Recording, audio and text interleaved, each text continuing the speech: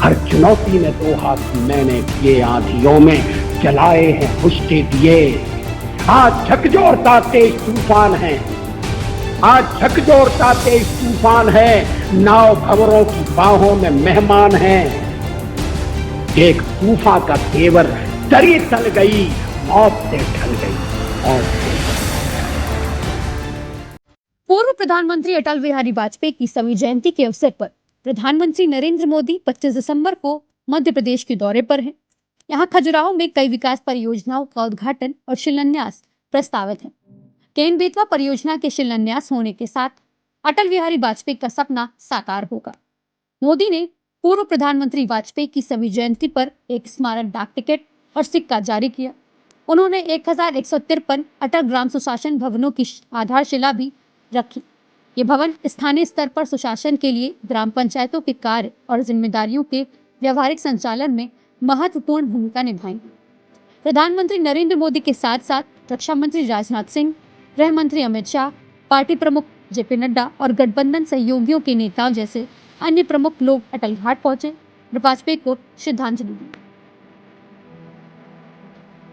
अटल बिहारी वाजपेयी का जन्म 25 दिसंबर 1924 को मध्य प्रदेश में ग्वालियर के शिंदे की छावनी में हुआ था। उनके पिता का नाम कृष्ण बिहारी वाजपेयी और माता का नाम कृष्णा देवी था। उनकी प्रारंभिक शिक्षा ग्वालियर में ही हुई थी। उन्होंने विक्टोरिया कॉलेज से स्नातक की उपाधि प्राप्त की और कानपुर के डीएवी कॉलेज से राजनीति विज्ञान में एमए किया था।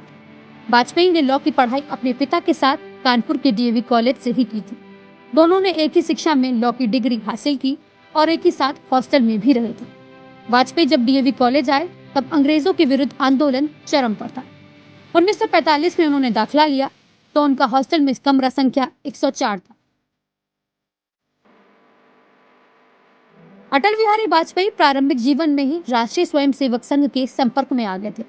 1942 के भारत छोड़ो आंदोलन में उन्होंने भी भाग लिया था और 24 दिन तक कारावास में रहे थे। वे 10 बार लोकसभा में और 2 बार राज्यसभा में सांसद रहे। वे एकमात्र ऐसे सांसद जो 4 अलग-अलग राज्यों दिल्ली, गुजरात, मध्य प्रदेश और उत्तर प्रदेश से सांसद बने थे। 6 अप्रैल 1980 में बीजेपी के राष्ट्रीय अध्यक्ष बने। वाजपेयी ने 16 मई 1996 को 10वें प्रधानमंत्री के रूप में शपथ ली थी, लेकिन संख्या बल्कि आगे त्याग पत्र देना पड़ा था। 19 मार्च 1998 अटल बिहारी फिर प्रधानमंत्री बने। 13 अक्टूबर 1999 को अटल जी ने तीसरी बार प्रधानमंत्री के रूप में शपथ ली थी।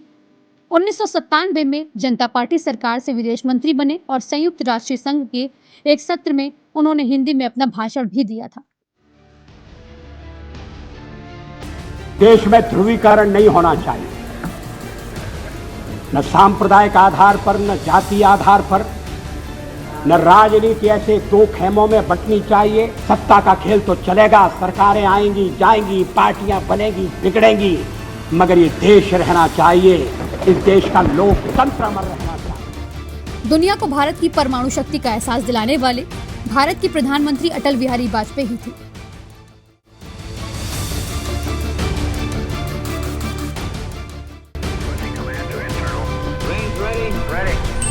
Today at 15:45 hours. 4, 3, 2, 1, 0. अंतर्राष्ट्रीय दबावों के बाद भी उन्होंने पोखरण परमाणु परीक्षण को करवाया और भारत को एक परमाणु शक्ति संपन्न देश बनाया। होना चाहिए वैज्ञानिकों का, उन इंजीनियरों का जिन्होंने पोखरण में जो कुछ हुआ उसे सफलतापूर्वक करके दिखाया। पाकिस्तान के साथ मजबूत संबंध बनाने के लिए उन्होंने 19 फरवरी 1999 को दिल्ली से लाहौर तक सदाए सरहद नाम की एक बस सर्विस शुरू की थी, जिसमें उन्होंने भी एक बार यात्रा की थी। उन्हें 1992 में पद्म विभूषण, 1994 में लोकमान्य तिलक पुरस्कार, श्रेष्ठ सांसद पुरस्कार व गोविंद वल्लभ पंत जैसे पुरस्कारों से नवाजा गया है। उनको दिसंबर 2014 में देश के सर्वोच्च सम्मान भारत रत्न से भी नवाजा जा चुका है। सन 2000 में उनका स्वास्थ्य बिगड़ना शुरू हो गया था। 2001 में उनके घुटने की रिप्लेसमेंट सर्जरी हुई। 2009 में उन्हें स्ट्रोक आया था। लंबे समय बीमार रहने के बाद 16 अगस्त 2018 में उनका निधन हो गया था। भगवान राम ने कहा था, मैं मृत्यु से नहीं डरता, अगर डरता हूं तो बदनामी से डरता हूं। लोकापवाद से डरता है। हम भी अपने ढंग से देश की सेवा कर रहे हैं, और अगर हम देशभक्त न होते और अगर हम निस्वार्थ भाव से राजनीति में अपना स्थान बनाने का प्रयास न करते, और हमारे इन प्रयासों के पीछे 40 साल की साधना है। ये कोई आकस्मिक जनादेश नहीं है, कोई चमत्कार नहीं हुआ है।